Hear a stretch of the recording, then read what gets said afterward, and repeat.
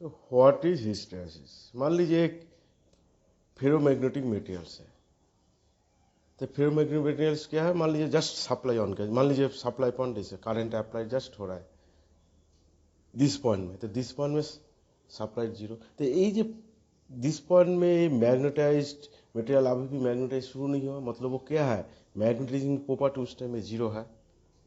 ठीक है, जब ये बस सप्लाई शुरू हुआ होने के बाद जब पीक में गया 2 नंबर पॉइंट सबसे ज़्यादा करंट हुआ, उसी सबसे ज़्यादा फ्लक्स जनरेट हुआ, वो क्या है, सब फुल्ली मैग्नेटाइज मान लीजिए वहाँ से हो गया। तो ये होने के बाद क्या, नॉर्थ पोल साउथ पोल एक सिस्टम में गया, नॉर्थ साउथ।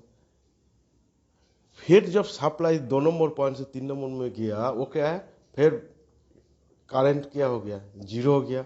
उस टाइम में फिर ferromagnetic material get demagnetize after zero alternating, just negative cycle की तरफ वो आ रहा है, रिवर्स जा रहा है। तो उसके बाद फिर रिवर्स में जो पीक गया ही नहीं है, ए पॉइंट जो है मान लीजिए 4 नंबर पॉइंट है, तो जब गया वो भी फिर फेरोमैग्नेटिक मटेरियल गेट्स मैग्नेटाइज,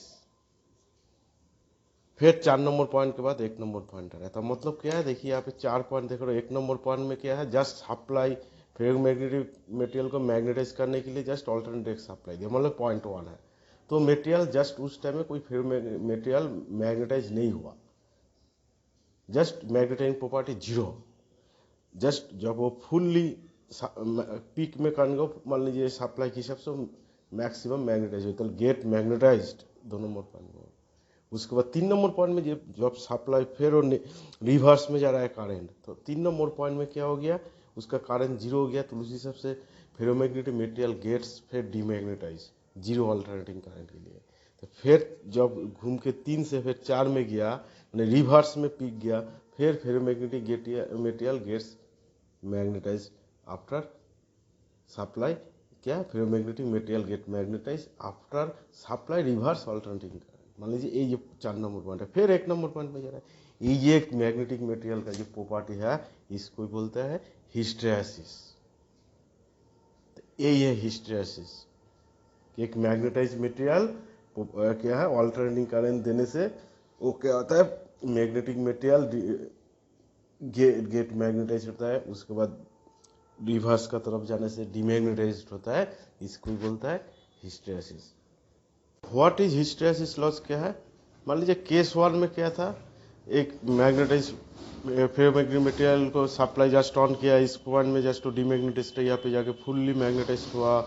उसके बाद रिवर्स कंडीशन इसमें जाके डीमैग्नेटाइज हुआ, फिर रिवर्स में एकदम अपोजिट में जाके फुल्ली फिर मैग्नेटाइज हुआ। लेकिन प्रैक्टिकली वो क्या होता है, मान लीजिए यहाँ पे फेरोमैग्नेटिक मटेरियल एक क्या है, एक मैंने केस सेकेंड केस है, तो इसमें क्या देख रहे हैं, ferromagnetic material just magnetize property start हो रहा है, 1 नंबर में वो जीरो है, 2 नंबर जाके फुल्ली मैग्नेटाइज हुआ, मतलब मैक्सिमम करंट अप्लाई हुआ। तो उसी हिसाब से पीक, उसी हिसाब से जो फील्ड यहाँ पे दे रहा है उसी हिसाब से फ्लक्स हो रहा है।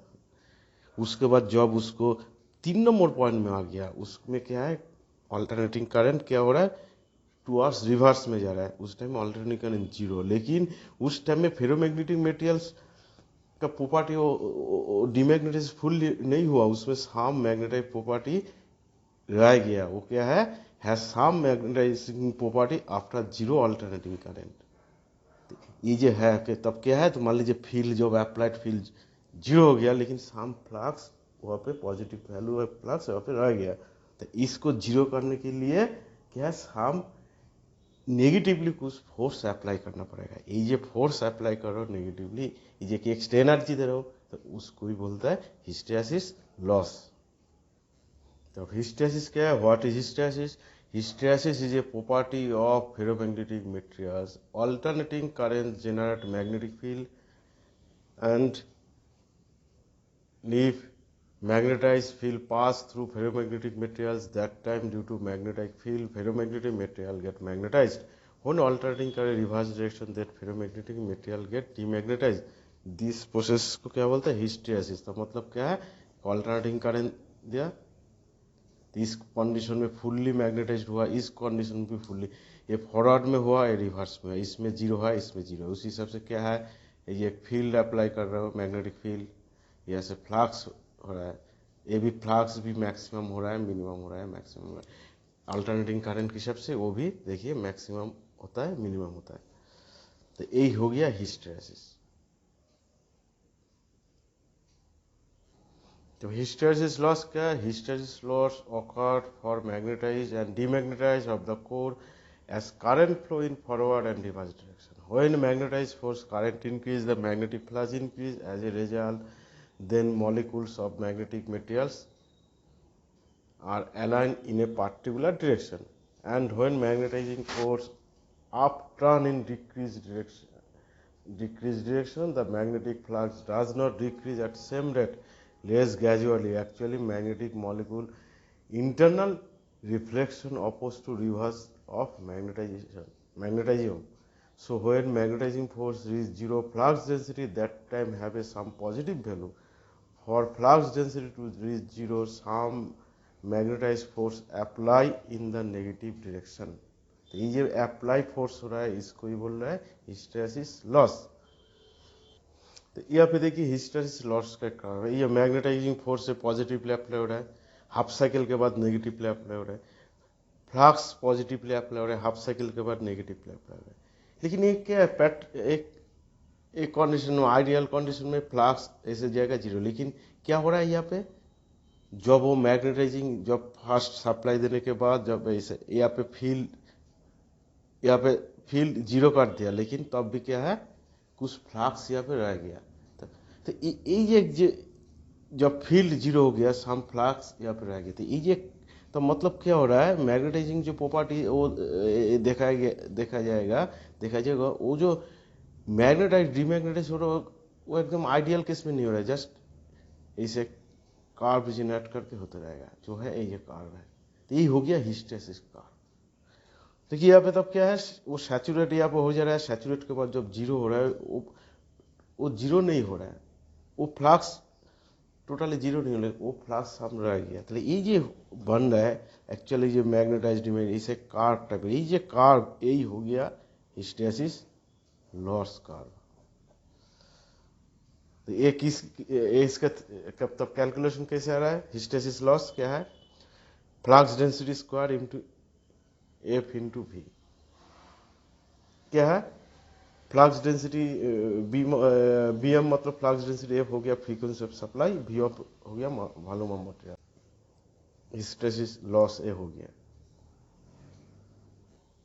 तो हिस्टैरिसीस लॉस रिड्यूस करने के लिए क्या करना पड़ेगा, देखिए फर्स्ट जो है मैं ये बोल सकता हूँ, hysteresis loss reduce by using material that has area of hysteresis loop. High grade silicon steel material use करना पड़ेगा जहाँ पर हिस्टैरिसीस लूप कम होगा।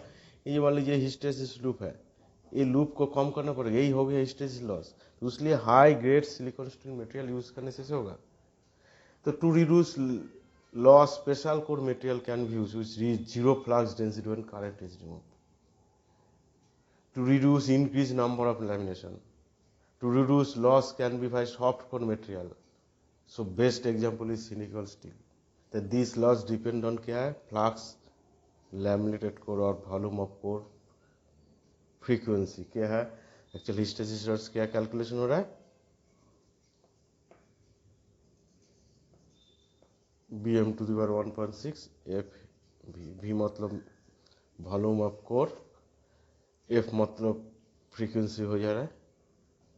तो कोर को जितना लैमिनेट होगा ए बी एम वैल्यू कम होगा, फ्लक्स कम होगा, तो उस हिसाब से लॉस कम होगा।